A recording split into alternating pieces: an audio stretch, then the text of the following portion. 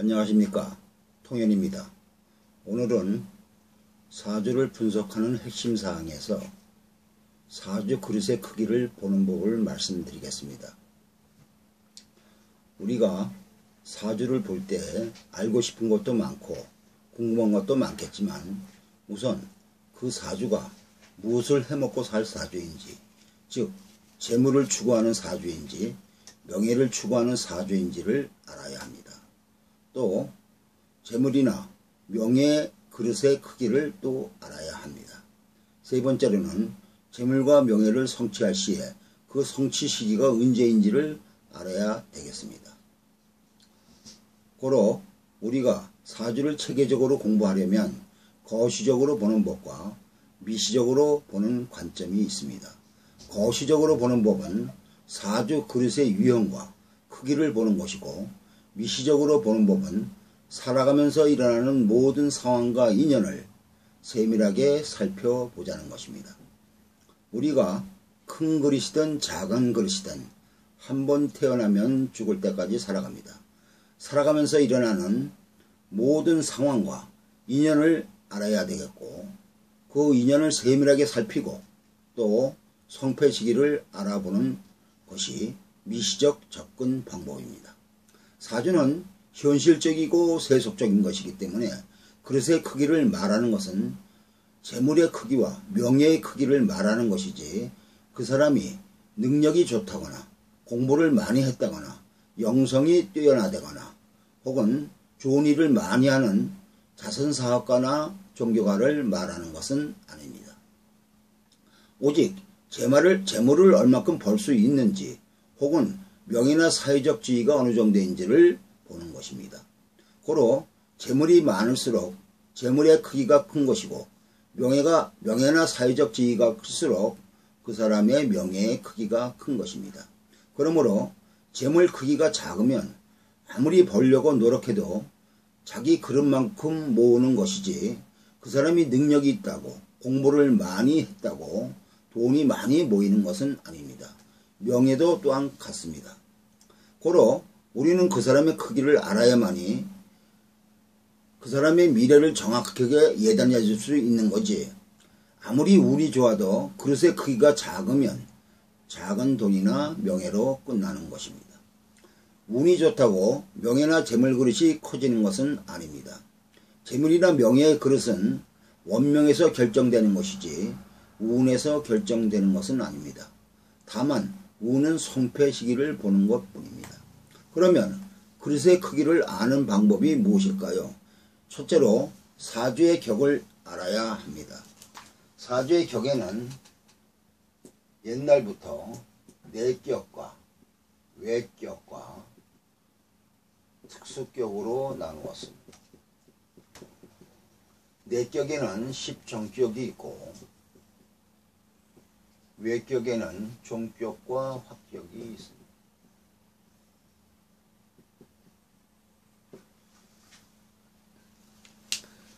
내격을 보는 데는 두 가지 관법이 있습니다. 자평진선에서 보는 용신은 정구 월령이다 하여 월령에서 격을 정하는 방법이 있으나, 일반적으로 일간을 중심으로 신강약을 기준하여 격형을 취하는 법을 많이 사용합니다. 즉 일간을 중심으로 재간을 보아 일간이 왕하냐 재간이 왕하냐를 비교하여 신왕하면 재간을 먹을 수 있고, 재간이 왕하고 신이 약하면 재간을 먹으려고 해도 재간이 왕해서 감당이 안 되니 나의 힘이 강해지는 운이 와야 재간을 먹고 싶다는 논리는 여러분도 다 아는 논리입니다. 그리고 외격은 종격과 확격으로 나누는데, 이 격들은 일간이 주위의 세력이 너무 강해서 일간의 본성을 유지하지 못하고 왕한 주위 세력을 따라가는 것을 말합니다. 그런데 여기에서의 문제점은 내격이든 외격이든 신강약의 기준점이 모호하다는 것입니다. 이렇게 보면은 신왕한 것 같고, 저렇게 보면은 신약한 것 같고, 이리 보면 종하는 것 같고 저리 보면은 종하지 않는 것 같고, 이러한 문제점이 신강약으로 용신을 잡는 사람들의 공통적으로 겪는 첫 번째 고민입니다. 저울처럼 달 수도 없고 오죽하면 어떤 역학기는 점수제로 한 경우도 있고 또 어떤 역학기는 고객의 운의 기륭을 물어보아 용신을 결정했다는 일화도 많이 있습니다. 용신을 제대로 잡지 못하면 성패 시기도 정확히 알 수 없는 거죠. 왜 신강약을 정확히 잡을 수 없는 현상이 벌어지느냐? 신강약을 잡는 기준이 애매하다 이겁니다. 이러한 문제점이 해결되지 않으면 사주는 영원히 풀 수 없는 숙제인 것입니다. 이러한 문제점을 완벽하지 않지만 간단히 해결하는 방법은 첫째로 꼭 재간 대비 내가 신앙해야 되는 것이 아니라 재간이 왕하다 하더라도 내가 약하지만 않으면 재간을 취할 수 있다는 것입니다. 여자인 경우는 더욱더 그렇습니다. 여기에 대한 상세한 설명은 추후에 또 해드리겠습니다. 두 번째로는 이것이 상당히 중요한 것인데 이제까지 신강약 기준을 힘의 세기 즉 양으로만 판단했다는 것입니다.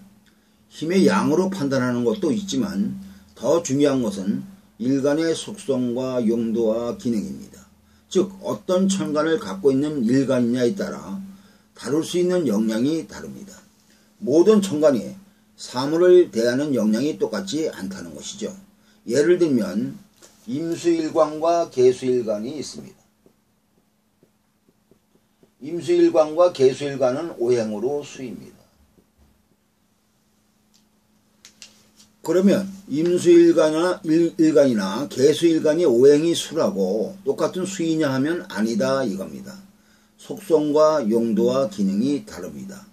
간단히 말하면 임수는 그 자체로 큰 물입니다. 계수는 작은 물입니다. 또 자연물상으로 표현하면 임수는 강이나 바다로 표현을 하고 계수는 시냇물이나 혹은 옹달샘으로도 표현을 합니다. 강이나 바다는 큰 물이기 때문에 댐을 만들어 전기도 만들 수 있고 사람들이 몰려와 놀 수 있으니 관광지도 될 수 있고 또 물을 막대하게 필요로 하는 농업용수나 공업용수도 쓸 수도 있습니다. 그러나 계수는 작은 물이기 때문에 임수처럼 쓸 수는 없고 작은 물로서의 용도밖에 없습니다. 고로 임수 큰 물은 큰 나무를 키울 수 있지만 계수 작은 물은 물이 많이 필요로 하는 큰 나무는 키울 수 없어도 작은 물로도 잘 자랄 수 있는 작은 화초는 키울 수 있습니다. 작은 화초에 빨리 자라라고 물을 많이 주면은 오히려 화초가 물에 휩쓸려 가거나 습기가 많아서 썩어버립니다. 그러므로 모든 것은 자기가 필요한 만큼 받아들이는 것이지 욕심난다고 한계를 넘어버리면 오히려 나쁜 작용이 일어나는 것입니다. 그러므로 모든 사물은 다 자기가 필요한 만큼 적당히 있어야 조화가 되는 것이지 필요 이상 많거나 혹은 적으면 부조화를 일으켜 오히려 죽어버리는 것입니다. 이와 같이 모든 사물은 용도와 기능이 다 다른 것이기 때문에 거기에 맞추어 조화를 이루어야지 그렇지 않으면 오히려 역효과를 거두는 것입니다. 용도와 기능이라는 것을 다시 말씀드리면 우리가 수영을 할 때에는 강처럼 많은 물이 있어야 수영을 할 수 있겠죠. 그러나 우리가 세수를 한다면 많은 물이 필요가 없습니다. 세수하기 좋은 만큼만 물이 있으면 그것으로 족합니다. 수영을 할 때에는 작은 물은 용도가 없고 세수를 할 때에는 또 큰 물은 용도가 없습니다. 고로 계수는 작은 물이기 때문에 계수 용도에 맞게 사주 구조가 짜여져 있으면 그것으로 조화가 되어 좋은 것이지 물이 많다고 무조건 좋은 것은 아닙니다. 예를 들어 사주를 한번 보시죠.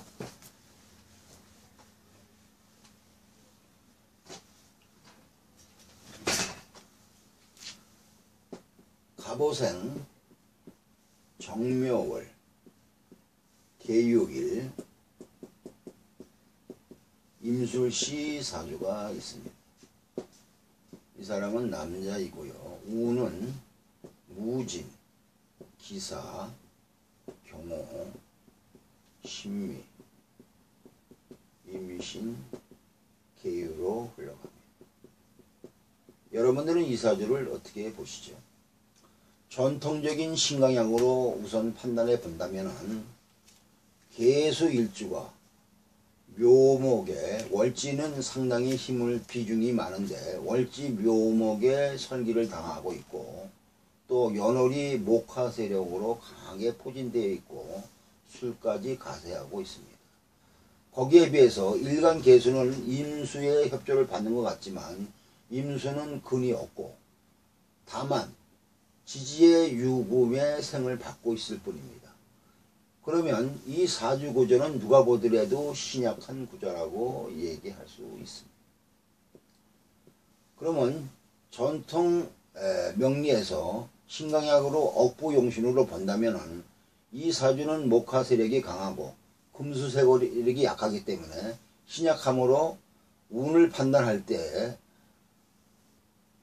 신약함으로 금수가 오는 운이 좋고 도리어 물이 마르는 목화운은 좋지 않다고 판단하게 됩니다. 그래서 전통 억부용신으로 볼 때는 사오미운은 나쁘고 신유운은 좋게 얘기할 수 있습니다. 그러나 현실적으로 볼 때 이 사주는 도리어 이 오미운에 크게 사업을 해서 성공했고 임신운에 동업을 해서 패망하고 감옥소에 간 사주입니다. 어떻게 이렇게 반대의 현상이 벌어질까요? 조금 아까 서두에서 말씀드린 것처럼 이 계수는 작은 물입니다. 그런데 이 계수가 키우는 묘목은 작은 화초입니다. 고로 유금의 생을 받고 있는 이 계수 요 물만큼 갖고 있어도 묘목 화초를 충분히 키울 수 있다는 것입니다. 고로 이 사주는 물이 중요한 것이 아니라 이 묘목 화초가 꽃을 제대로 필 수 있느냐 없느냐 그것이 중요한 것이지 물이 중요한 것이 아닙니다. 고로 이 사주는 오미운에 이 화초가 잘 자라고 꽃을 활짝 폈기 때문에 이때는 성공을 하게 된 거고 도리어 임신운에 물이 많이 들어와갖고 화초가 썩어버리고 꽃이 떨어졌기 때문에 이 사주는 임신운에 오히려 이 사람은 패망한 사주입니다.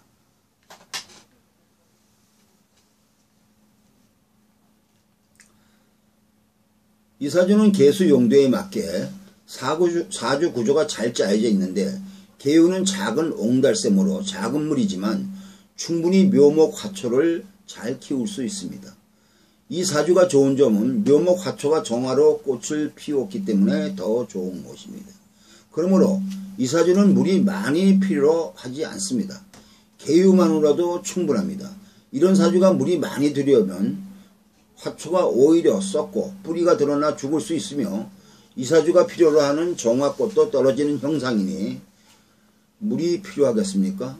고로 임신운에 욕심을 부려서 망한 사주입니다. 이렇게 사주일간이 어떤 천간이냐에 따라 용도가 다르므로 받아들이는 오행의 다가도 다릅니다. 무식하게 신약하니 왕한물이 와야 한다고 생각하면 완전히 잘못 보는 것이죠.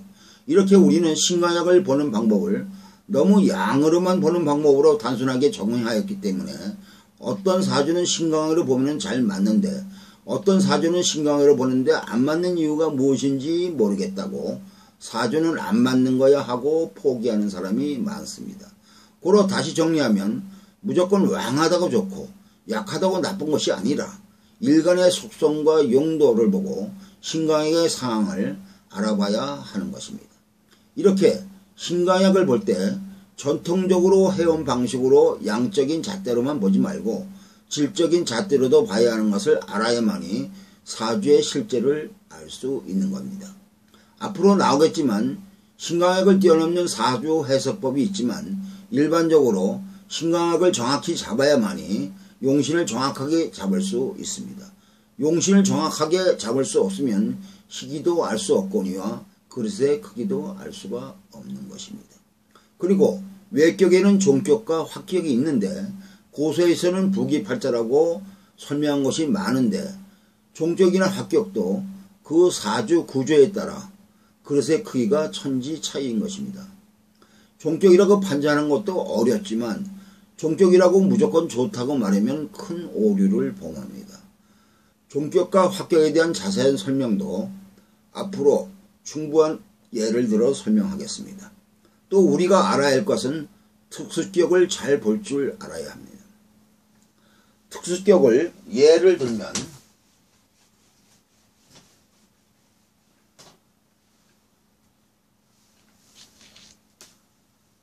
공역격이니 비천용막격이니 유금조양격이니 등등등등 고소의 특수격들은 많이 나오고 있습니다. 그러한 특수격들은 고소에 너무 간단하게 설명해놓고 예문도 많지 않아서 후학들이 공부하기가 어렵고 내격이나 외격도 풀기 어려운데 무슨 특수격이냐 하고 일반 명리가들은 도야시 하는 경우가 많은데 그것은 사주를 볼 줄 아는 눈이 없어서입니다. 특수격들을 잘 봐야 그 사람의 그릇을 정확하게 알 수 있습니다. 예를 들어 이명박 전 대통령 사주를 한번 보시죠. 이명박 전 대통령 사주는 신사생, 경자월, 신축일, 신묘시 사주입니다. 이 사주는 여러분들을 어떻게 보십니까? 전통적인 신강약 기준으로 우선 판단한다면 천간에 비견겁자가 왕하고 또 사축으로 금국을 이뤘기 때문에 비겁이 왕한 사주입니다. 고로 이 사주는 신앙한 사주라고 할 수가 있겠죠. 거기에 비례해서 정관인 사화는 겨울철에 태어나서 굉장히 약하고 또 사축으로 그 기운을 빼기 때문에 정관도 상당히 약하게 돼 있고 또 제를 한번 본다면 제도 비견겁자, 많은 비견겁자에 극제를 당해서 제도 약한 사주입니다. 그런데 어떻게 이렇게 재관이 약한 사주가 어떻게 재물과 명예를 크게 이루었을까요? 이 사주를 가만히 살펴보면은 축과 묘 사이에 인이라는 글자가 끼어 있습니다. 이것을 전문 용어로 공엽됐다 이렇게 얘기합니다. 그런데 이 인은 신금일주로 볼 때는 재고 또 신살로 볼 때는 천을귀인이라고 그럽니다. 이 천을귀인의 특성은 신살로 볼 때 상당히 좋은 신살인데 이것은 귀기를 표현하고 또 많은 귀함을 따르게 하는 아주 좋은 신살입니다. 고로 이 사람은 보이지 않게 재를 공엽하고 천을귀인을 공엽해서 이것을 전문 용어로 공재격 혹은 공기격 그럽니다. 그래서 이 사람은 보이지는 않지만 보이지 않는 곳에 귀한 조건을 갖추고 있기 때문에 이 사람은 큰 재물과 명예를 누렸던 것입니다. 고로 이분의 사주는 겉으로 보기에는 허접해 보이지만 큰 재물과 명예를 누릴 수 있었던 것입니다. 물론 이런 것을 갖추었다고 다 그런 것은 아니지만 운이나 조건만 맞으면 큰 재물과 큰 명예를 누릴 수 있는 그릇을 타고났다는 것입니다. 이렇게 보이지 않는 귀기의 그릇을 이루는 데 중요한 역할을 합니다. 이명박 씨는 일시에서 죄와 기인을 끼고 있기 때문에 이분은 이 공엽을 했어도 연월에서 공엽을 하는 경우가 있고 월일에서 공엽을 하는 경우가 있고 일시에서 공업을 하는 경우가 있습니다. 근데 이명박 씨는 일과 시에서 공업을 했습니다. 일은 배우자 자리라고 그러고 시지는 자식 자리라 하는데 이렇게 일시에서 좋은 재물과 귀한 귀인을 공업을 했을 경우에는 이런 사람은 결혼을 하고 난 다음에 혹은 자식을 낳고 난 다음에 더욱더 큰 재물과 명예를 누릴 수 있는 구조이라고 말씀드리겠습니다. 이런 것을 보지 못하고 평범하게 보이는 글자만 갖고 판단하면 그릇의 크기를 볼 수 없게 됩니다. 사주는 보이는 글자보다 보이지 않는 곳에서 귀기를 품고 있어야 더 큰 부귀를 누릴 수 있는 것입니다.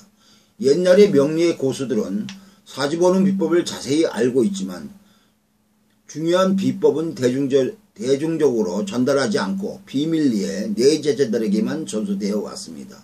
고로 오늘날에는 많이 실전되어 있지만 아직도 숨어있는 명수의 고수들이 있습니다. 우리가 그것을 잘 판단하려면 특수격 등을 잘 볼 줄 알아야 합니다.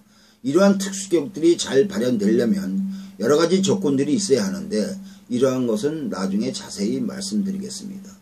또 그것을 보는 두 번째 방법은 사주 구조를 잘 이루어야 합니다. 이 사주 구조를 꼴이라 하고 또 병법에서 말하는 진이라고도 표현을 합니다.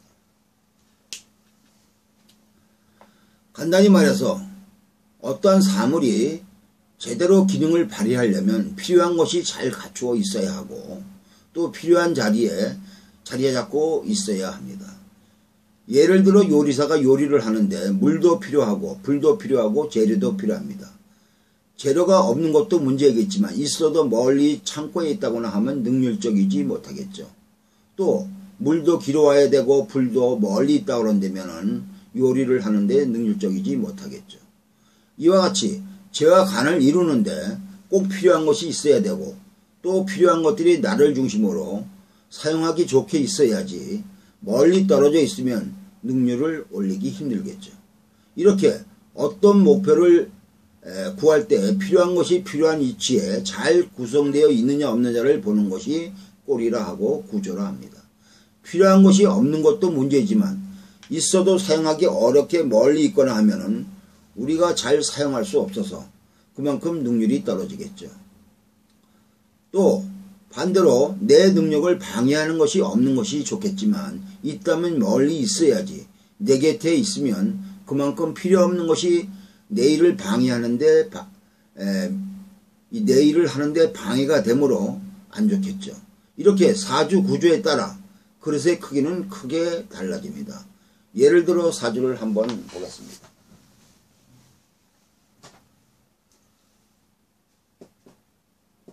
병호생, 갑오월, 정유일, 경술시 사주가 있고 또 갑오생, 경오월, 정유일, 경술시 사주가 있습니다. 두 사람 다 남자이고요. 여러분들은 이 사주를 어떻게 보십니까?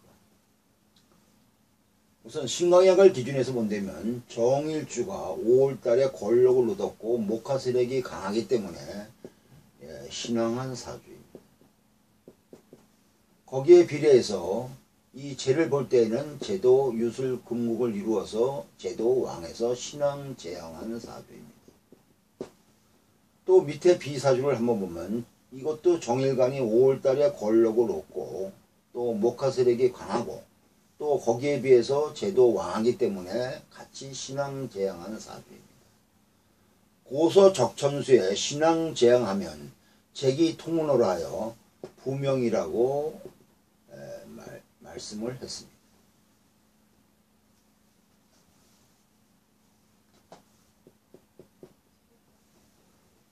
그럼 과연 이 A사주와 B사주가 다 부명일까요? 결론적으로 말하면 한 사주는 부자 사주이고 한 사주는 가난한 사주입니다. 그러면 왜 신앙재앙하면 부명이라고 그랬는데 똑같이 신앙재앙한데 어떤 사주는 부자 사주고 어떤 사주는 가난한 사주이겠습니까? 여러분들은 어떤 사주가 부자 사주이고 어떤 사주가 가난한 사주인지 알겠습니까? 결론적으로 말하면 이 B사주가 부자 사주이고 A사주가 가난한 사주입니다. 그러면 A사주도 신앙재앙한데 왜 가난한 사주일까요? 간단하게 보면은 이 병화가 병인데 병화가 겁재입니다. 고로 이 사주는 궁겁정제가 됐다 이렇게 얘기해서 가난한 사주다 얘기할 수 있겠지만 더 세밀하게 살펴본다면 정화와 병화의 차이입니다. 정화는 자연물상으로 보면 촛불이고 또 혹은 달빛으로 표현합니다. 병화는 태양으로 표현합니다. 그런데 정화 촛불이나 달빛은 병화 태양이 나오면 그 빛을 잃어버리게 됩니다. 그래서 고소에 병탈정광이라는 명리 용어가 있습니다. 이 병탈정광이라는 용어는 정화 빛은 태양이 뜨면은 그 빛을 뺏어간다 하는 뜻입니다. 고로 이 정화는 오화에 근을 해서 상당히 왕과 같이 보이지만 병화가 떴기 때문에 이 정화의 빛은 병화가 다 뺏어가는 것입니다. 고로 이 사람은 자기가 애써서 경금제를 구한다 하더라도 병화한테 뺏기게 돼서 이 사람은 가난한 사주가 된 것입니다. 이와 같이 얼핏 보면 신앙재앙에서 부자로 살 것 같은 사주라 하더라도 한 사주는 병화, 내가 원하지 않는 글자의 구조가 사주에 짜여져 있기 때문에 이 사주는 신앙재앙 하더라도 자기가 그것을 먹질 못한 가난한 사주입니다. 이렇게 꼴 구조가 어떻게 이루어지냐에 따라서 사주의 그릇은 많이 차이가 나는 것입니다.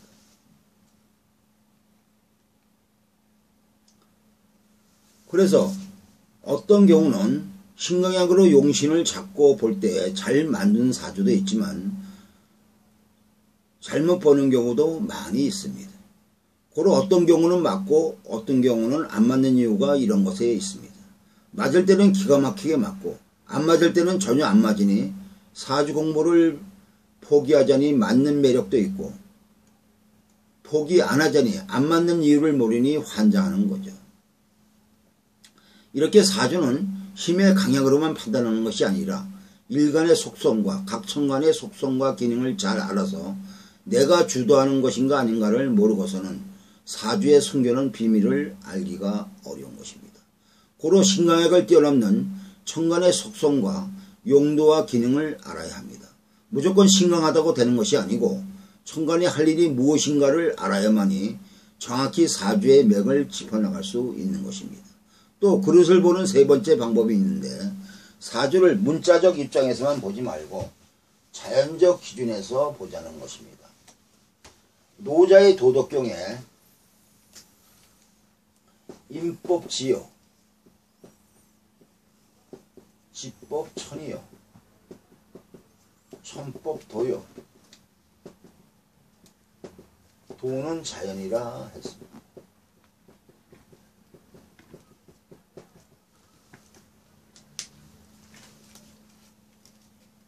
이 말씀이 무엇이냐 하면은 사람이 아무리 뛰어나도 땅의 지배를 벗어나기 힘들고 땅이 아무리 뛰어나도 하늘의 지배를 벗어나기 힘들고 하늘은 도에 지배되고 도는 자연이라 했습니다.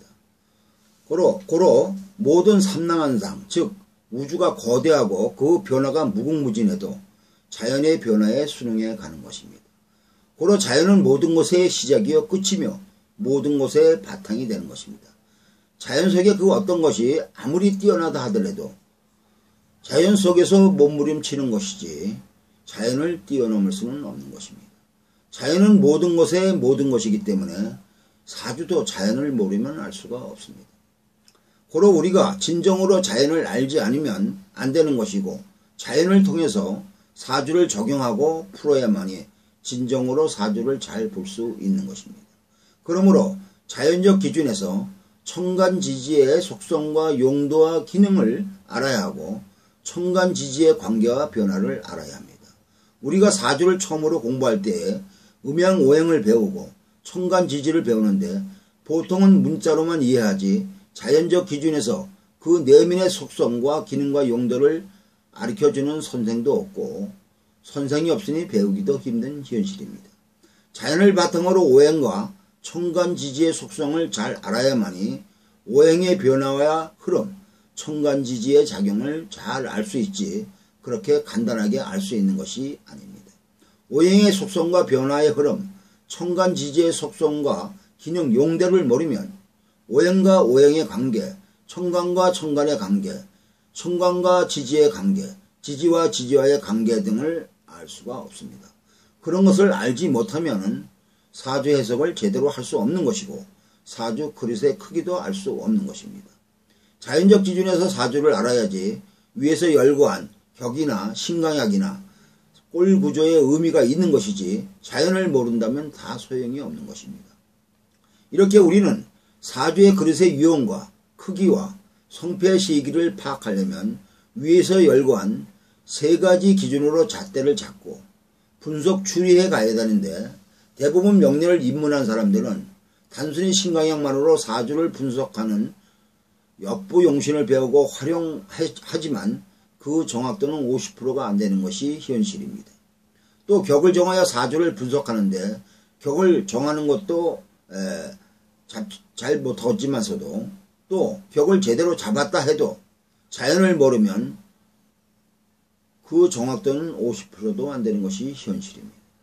또 사주 구조 꼴을 아는 것이 사주 그릇을 판단하는 중요한 지침이 되지만 제일 중요한 것은 자연 생태적인 관점에서 사주를 살펴봐야만이 완전할 수 있다는 것입니다.